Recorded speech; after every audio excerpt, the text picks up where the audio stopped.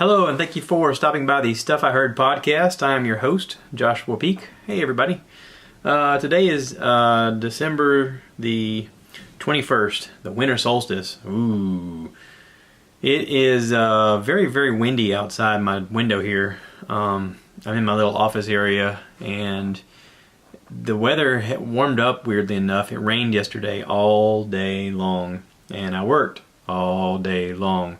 I went into work yesterday at about 3:30 in the morning, and I went to go help somebody out on a route. I drove a car, met a driver out on a route. He was having a tough day, and I jumped in to kind of help him, and it didn't go well. The day just was a bad day.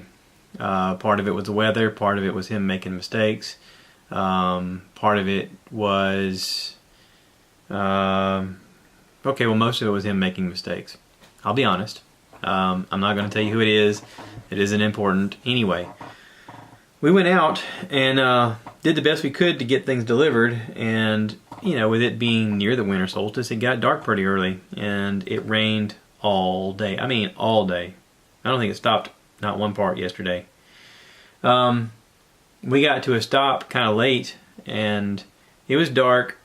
And it was extremely rainy. And needless to say, he got stuck in the mud. When he was pulling in, you have to approach this one restaurant where you pull in and then back up into a hole, and their whole parking lot is made of sand. And of course it rained all day, so it's mud. And you're driving a big semi-truck, and semi-trucks and mud don't go well together. So we got stuck in the mud. Now, for those of you who don't know, you have to keep up with your DOT hours. You're not legally allowed to drive but so much per day. And we were at our limit for DOT hours. So we had called in to get a tow truck to get us out of there, and the guy from the people from the tow company said that they weren't going to be there for another hour and 45 minutes. Well, it was already getting dark. We'd missed dinner, so it was time to, call supervisors and wake everybody up, make sure everybody was awake and aware of what's going on. And we had to get a hotel room. So we did. I was able to use Google Maps to find out that there was a hotel not too far away from where we were at. I called the lady on the phone. She said they had 2 rooms available. And I was like, can you please hold them? We're on the way. We went, we got the rooms, grabbed something to eat, waited for the people to call us. They did. We went back, got the truck, pulled out of the mud, and we parked it and locked it up and went back to the hotel room and got a shower and went to bed. Now, we didn't get back to the hotel room until 10:30 at night. It was a long day. A long day with not much daylight. Very little daylight. You figure it's rainy. It's all cloudy and nasty. Well, today the sun was out. It's a nice day. We were able to wake up this morning, go deliver one of the stops. I was able to take some stuff to a customer that they'd missed yesterday because he had it on a truck. And we were able to get back to Florence and do what we had to do back in Florence. And I was beyond exhausted, and he and I were both wearing some dirty clothes, even though I always pack with me like a change of clothes just in case, but I don't pack everything because I don't have enough room for everything. Just the essentials like socks, underwear, and a shirt. I figure that's pretty much what's going to be on you the most. But when you get your pants legs all muddy and you have to put those pants on the next day, it feels kind of nasty. So it was nasty. So I came in, worked today, was able to get off a little bit earlier, come home, get cleaned up and rest a little bit. And I'm sure he did the same thing.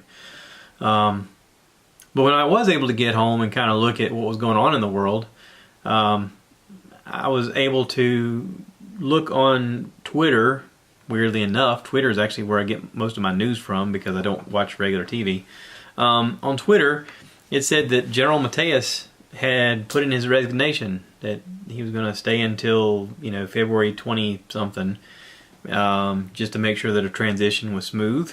But I was totally surprised. I mean, I did not expect that at all. I was in the Marine Corps, as I'm sure a lot of you know. I've talked about it before. And I was pretty proud of the fact that General Mattis was a Marine and that he was the Secretary of Defense. I had heard that he had the nickname Mad Dog, and I wasn't exactly sure where he got it from. But apparently somebody from CNN gave him the nickname, basically because they were asking him about his history and whatnot, and I clicked on this 9 unforgettable quotes by General Mattis, and this is on some Politico.com website. Here we go. Number 1 is, it's quite fun to shoot them. It's a hell of a hoot. It's fun to shoot some people. Back in 2005, he was talking about war in Afghanistan. Number 2, there are some assholes in this world that just need to be shot.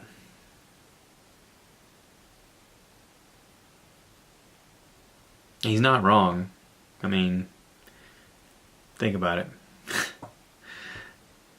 You've seen the news. You know people around you.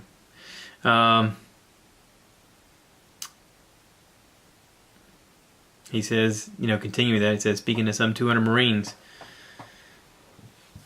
the first time you blow someone away, it's not an insignificant event.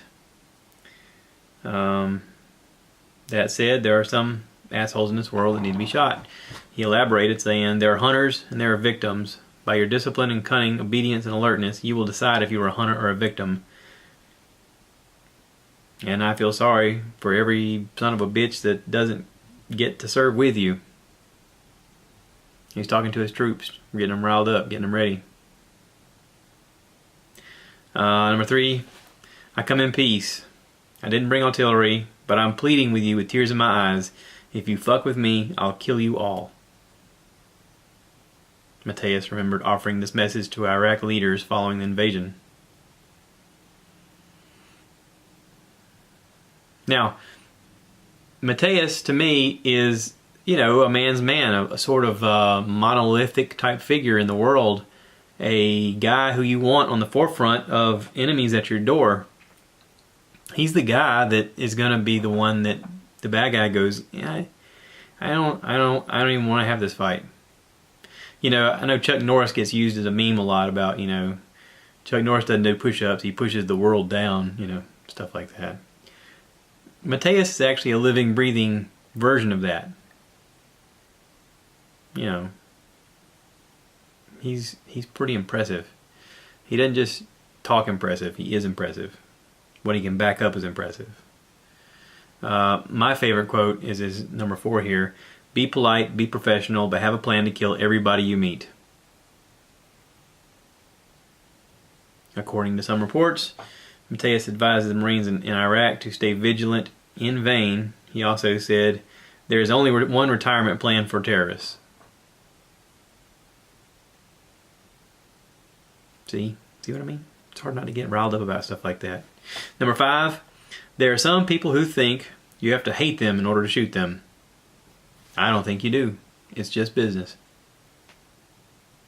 Again, he's not wrong. He's not. I know a lot of people out there are liberals and you're going, oh, that's terrible. Hey, listen, enjoy your little snowflake lifestyle. It's guys like this that allow you to be the snowflake, okay?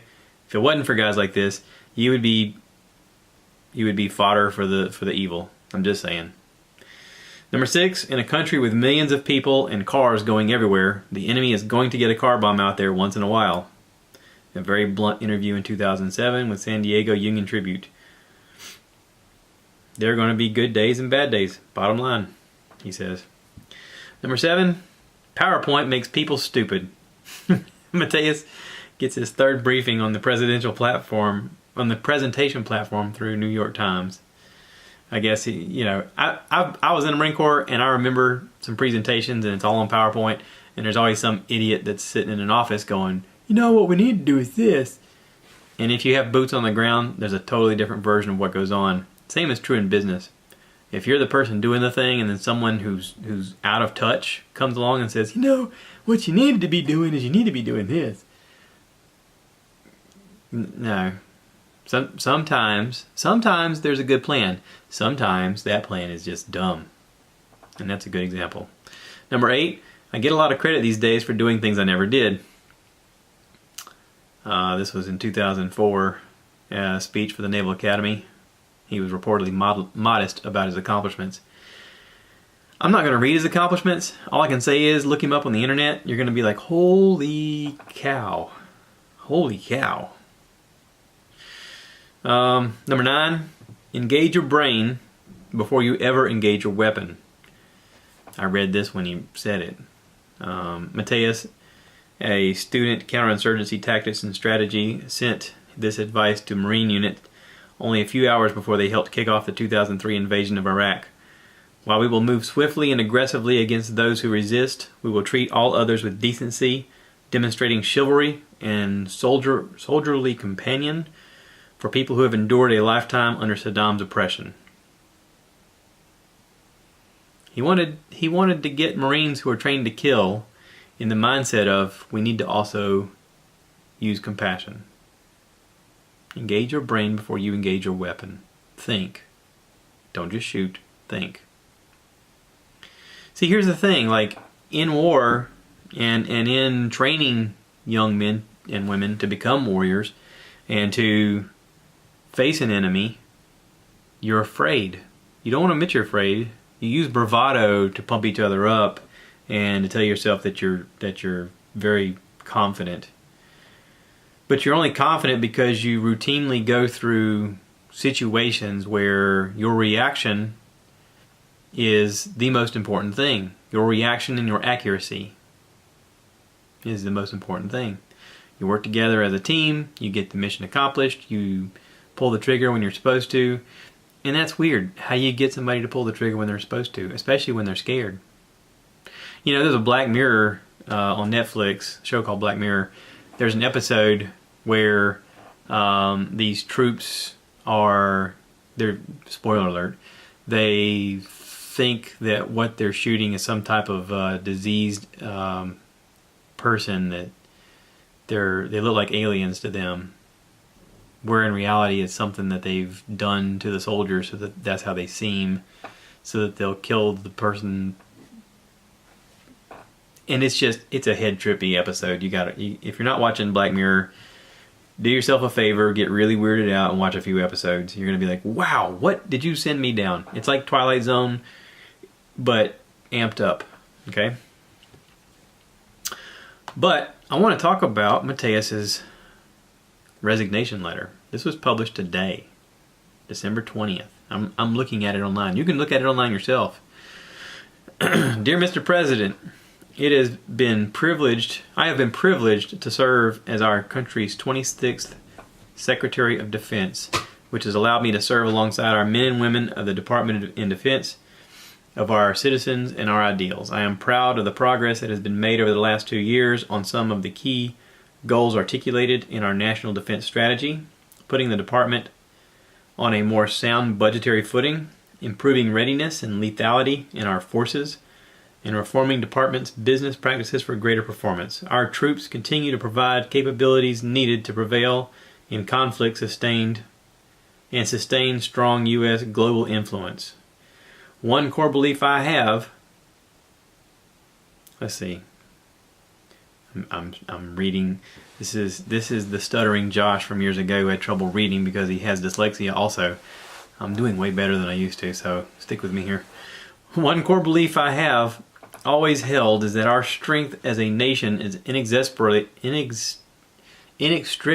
God, if y'all could see what my eyes just did with that word.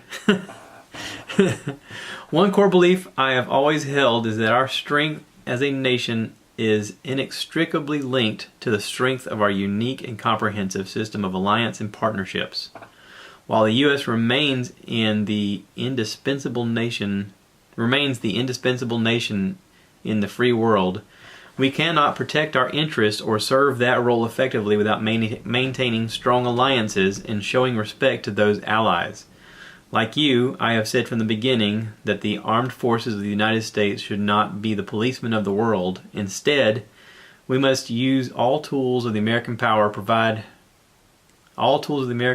provide for the common defense, including providing effective leadership to our alliances. NATO's 29 democracies demonstrated that strength in their commitment to fighting alongside us following the 9/11 attacks on America. The defeat ISIS coalition of 74 nations is further proof. Similarly, I believe we must be resolute to unambiguous in our approach to those countries whose strategic interests are increasingly in tension with ours. in tension with ours. It is clear that China and Russia, for example, want to shape the world consistent with the authoritarian model, gaining veto authority over other nations' economic, diplomatic, and security decisions to promote their own interests at the expense of their neighbors, America, and our allies.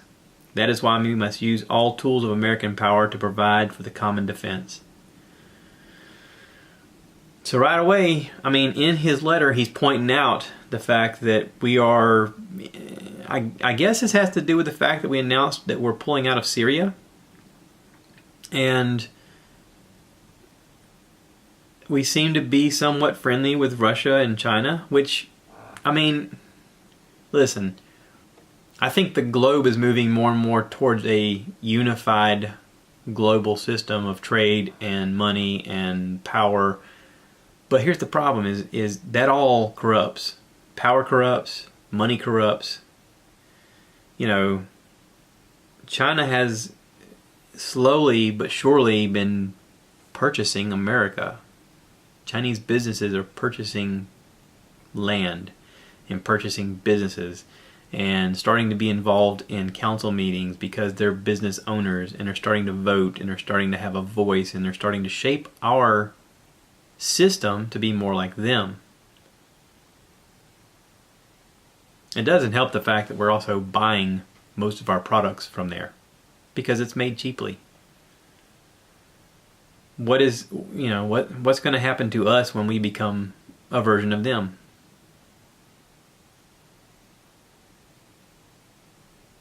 I'm not saying it's a bad thing 100%, but I'm not saying it's a good thing. I'm just saying it's a possibility. It's a real possibility.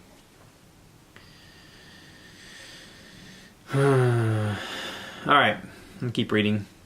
My views on treating allies with respect and also being clear-eyed about both malign actors and strategic competitors are strongly held and informed by over 4 decades of immersion in these issues.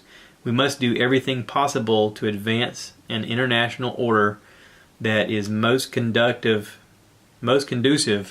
to our security, prosperity, and values, and we are strengthened in this effort by the solidarity of our allies. So apparently Trump is pissing off people who are allies, and he's not on board with this. Because you have the right to have a Secretary of Defense whose views are better aligned with yours on these and other subjects, I believe it is right for me to step down from my position. The end date for my tenure is February 28th, 2019, a date that should allow sufficient time for a successor to be nominated and confirmed, as well as make sure that the department's interests are properly articulated and protected at upcoming events, to include congressional posture hearings and the NATO Defense Ministerial meeting in February. Further, that a full transition to a new Secretary of Defense occurs well in advance of the transition of Chairman of the Joint Chiefs of Staff in September, in order to ensure stability within the department. I have pledged my full effort to a smooth transition that includes the needs and interests of the 2.15 million service members and 732,079 DoD civilians receive undistracted attention of the department at all times so that they can fulfill their critical round-the-clock missions to protect the American people. I very much appreciate this opportunity to serve the nation and our men and women in uniform. John Mattis. Jim Mattis. Is it Jim or John? I guess I should look that up. It's James. James, so Jim, yeah. Okay. So, I kind of read this part fast because I've read it more than once. Just the line in here about, you have the right to a Secretary of Defense whose views are better aligned with yours on this and other subjects, on these and other subjects. He's basically telling the president, I don't agree with what you're doing, and I can't move forward with my plan of action that, quote unquote, I have 4 decades of experience with. I can't do what's asked of me because you're not doing what is asked of the American people. Am I reading that wrong? Does that sound right to you guys? It sounds to me like he's just, he's at his wit's end of what to do. Or maybe we're taking action that he doesn't agree with, and he's like, I can't continue on this path with you. Now, here's the thing that concerns me as a patriot, as a voter, as a Marine, as an American, is, to me, James Mattis was the front line of defense of the military. He was the best possible scenario that I could have asked for us. Like if I had a possible, thing to dream up and say, who would I want in charge of my military in this country? He's the guy. Not only is he the guy, but he's the guy that would tell the president no, and he would listen. It's important to have those people in your life. If you're the guy in charge, it's important to have somebody next to you that knows enough to do the right thing, but also so that they'll once in a while pull you aside and say, this is the wrong thing, and impactfully enough that you listen. Okay? It was the right hire. He's the right guy, but Trump has a default in his brain where he won't listen sometimes. I mean, listen, none of us are perfect. We all have faults. I'm sure even Mattis would probably tell you that his crassness is probably a fault. He'll probably tell you that there's things he says that pisses a lot of people off. Okay. None of us are perfect. If you think you're perfect, guess what? The joke's on you. You're not. None of us are. But he's stepping down from a role that he was meant to do. And I mean, he got to do it for 2 years. Great. That's awesome. But now what? I've talked before about how I am nervous about this whole wall being built supposedly in Texas. I know a lot of people have different opinions on this. Some people say that the wall will help keep illegal immigrants out, and that they don't mind people migrating into the country as long as they do it legally through the right processes. I hear a lot of people say that, well, we need to keep the drugs out. Well, I'm of the belief that the war on drugs is like prohibition. It's only made criminals and the government rich. And it's just affected all of the people involved. Drugs need to be decriminalized. We need to treat it as an addiction, as a medical thing and not a criminal thing. The government is too involved. This is the whole thing that libertarians have been talking about for the longest time, and everybody's like, oh, they're stupid, they're crazy. Are they? We raise a lot of money for the Department of Defense. For what? Because we have to police the world, or because our economy depends on the fact that we get to take minerals from countries where there's conflict, and we get to have diamonds, and we get to have oil, and we get to have all these things from these countries where, our interests are involved. I've talked about this before on here, the fact that we are living in a modern day empire.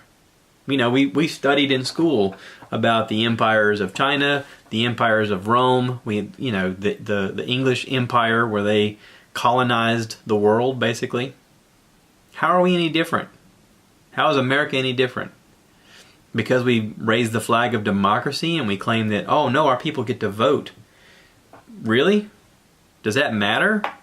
We've had 3 elections now where the popular vote did not win. Electoral colleges won. I'm listening to a podcast right now. If you haven't heard it, get ready to have your mind blown. Because I felt like I was stupid listening to this guy. And he's so smart. Okay, on the Joe Rogan Experience, episode 1214, Lawrence Lessig, Lessig. You can probably look it up on the on your favorite podcast app or on the internet. Just look up the internet. Joe's got a YouTube page if you want to watch this guy talk. Let me click on the information here. Lawrence Lessig is an academic attorney and political activist. He is the Roy L. Furman Professor of Law at Harvard Law and the former director of the Edmund J. Safra Center for the Ethics at Harvard University. This guy started talking about how much corporations are allowed to donate towards campaigns and stuff like that, and about how Newt Gingrich changed the way campaign money was raised for people to be elected, and how there's 20-something thousand people that give 80% of the money towards these politicians' campaign fund, and that when people get elected, they immediately start raising money for their next campaign. How many times have you clicked on C-SPAN or watched a report from the House floor and all of the seats are empty? Empty. There's nobody debating what's going to vote and what's going to happen. Someone's reading notes, someone's reading an issue, and all of the seats are empty. These are representatives. Like, this whole thing was set up back when you couldn't have a voice. You had no voice that could go out there. You were sitting at home and you would vote your local representative and you'd talk to him about, you know what I'd like to see some roads through here. And it's like, all right, hey, I'll go up and see if I can talk them into building roads, because we can't seem to get enough funds around here. Let me see if the federal government give us some roads. And they'd get on their horse and they would ride for days to get to Washington, D.C., and they would sit on the floor and they'd say, you know what, my district needs some roads. Is there a way we can get some roads? And they'd vote on it and they'd say, yeah, we can get some roads. And they might send some roads, or they'd say, no, we can't afford no roads. Them people eat dirt anyway. Just tell them to go enjoy their dirt. You know, or say it so it's nice. And they'd send him home on his little horse, and he'd ride days back to tell his people, I'm sorry, I did what I could, but I just can't while this current administration's in there. You know, we need to vote for somebody else in there, because I'm fighting for you, and they ain't, and we need to get them out.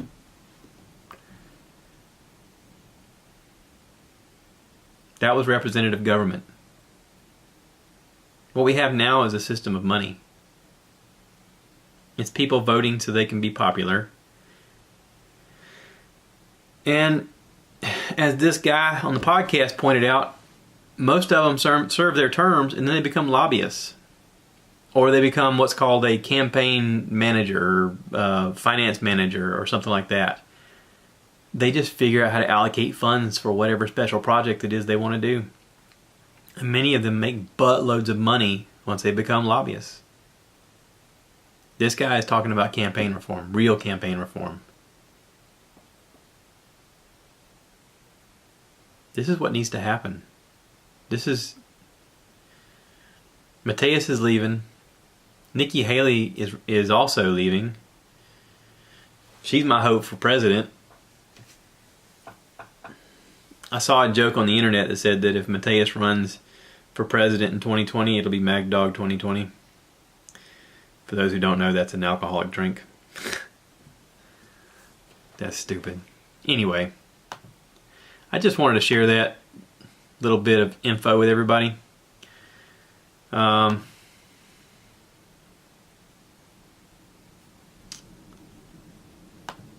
don't know.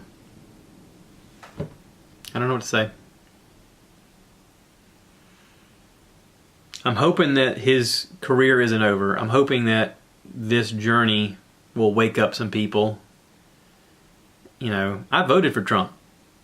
I think he's done a lot of the things he said he was going to do.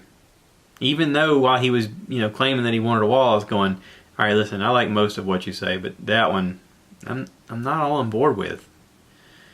I mean, if it's just an infrastructure thing and he's trying to raise money and trying to get jobs so that people have something to do for work, okay, I get that. Then say that. Let me reset my camera. If this is like a public works project and he's like, we need to get these people to work, and if I get them focused on the enemy and we, have to put up a wall, then we could do that. And okay, geez. I think we're just using way too much money for a global warfare that we don't need to be global on. I think that not enough attention is focused on what is happening right here through real estate and through voting and campaign reform, real campaign reform. This guy was talking about Nancy Pelosi apparently had published a campaign reform, and he's like, I actually think it's great. And he talks about how it limits money on this end and that end, and limits the amount of power that these people have and those people have. And it's of the same accord as, what John McCain proposed years ago when he was trying to get campaign reform. And it was shut down over and over and over again by lobbyists. People who have a lot of money and nothing but time to influence people to vote their way. But he's like, this latest one that Nancy Pelosi has written is great. And he's like, and I would never think it would be great. I mean, this is a guy who teaches at Harvard Law saying that it's great. Now, are you going to trust your buddy who drinks beer and talks like this and tells you, you know what the government says about this? He says this and that. Or are you going to listen to a guy who teaches at Harvard Law, who actually read the documents and understands what it means, and he's like, this is actually a good thing. This is what we want.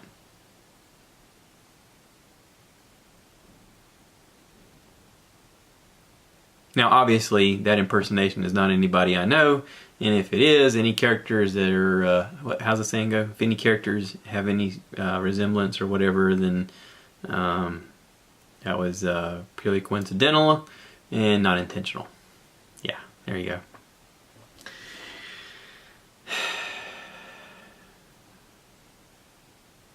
We're 2 years into this presidency.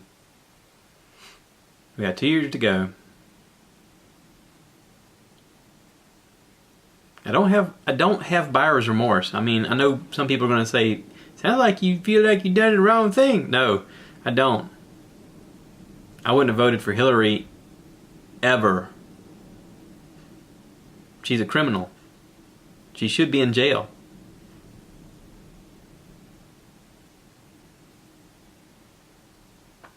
But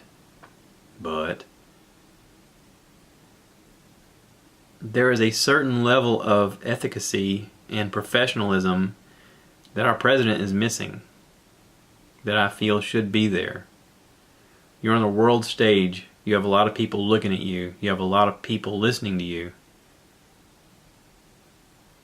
Think about what you're going to say, or at least listen to people advise you a little bit. I like the whole idea of the renegade, people said I couldn't do it, so I did it. It's kind of how America was founded and stabilized on the idea of, hey, we can do anything. We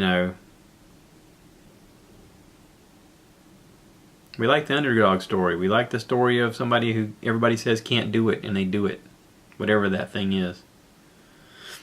Rudy, Rudy, Rudy. Right?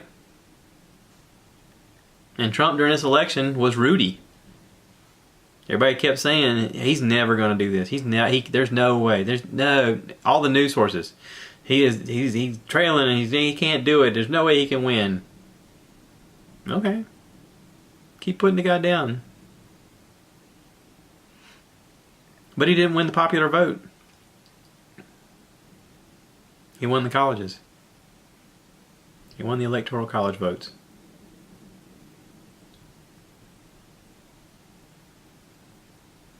Joe Rogan talks a lot about why can't we just vote with our phone? We can exchange money on our phones. Why can't we just vote using our phone? It's not a terrible idea, except that it could be hacked big time. Not that our current election isn't already hacked by somebody or something. Apparently in Florida, some 11-year-old kid hacked the last presidential election just to show he could do it. Because those voter machines are made crappy. This past general election that we had for governor and different House seats and stuff like that had one of the biggest voter turnouts since the 60s, since Kennedy. And polling stations were ill-prepared. They didn't have enough voting booths. But still, only 47% of voters voted. Only 47%. I mean, 63 other percent either couldn't make it because they were busy or just said, nope, doesn't matter. Doesn't matter. I don't care. Doesn't matter. I get it. The older I get, the more I think, it doesn't matter. But I'm hopeful that if I keep going in there and I keep telling them what I want and I keep saying I want this to happen, eventually it'll matter. Eventually enough people will be pissed off enough, they'll get off their butts and they'll make something happen. I stood in line for 2 hours to vote this last time. I have never stood in line to vote for more than 10 minutes before. 2 hours and nobody left. Nobody moved. And still it was only 47% of the voters.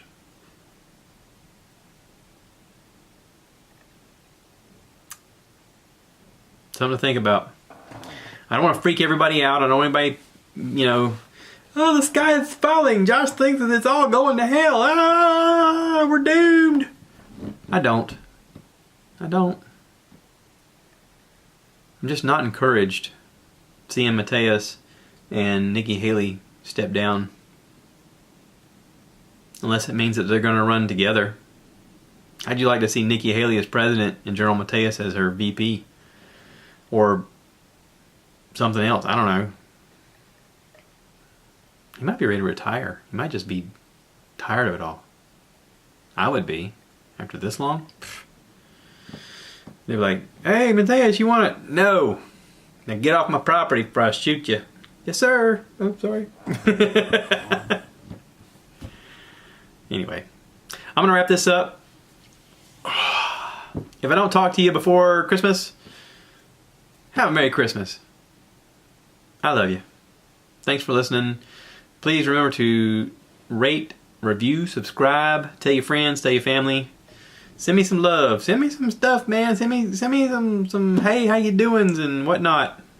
I got like 2 of you out there that's like, hey, I love the podcast. Great. Of course, my mom and my wife are always like, you know what you should do. Thanks. I appreciate and listen to everything you say. And you're right, I should.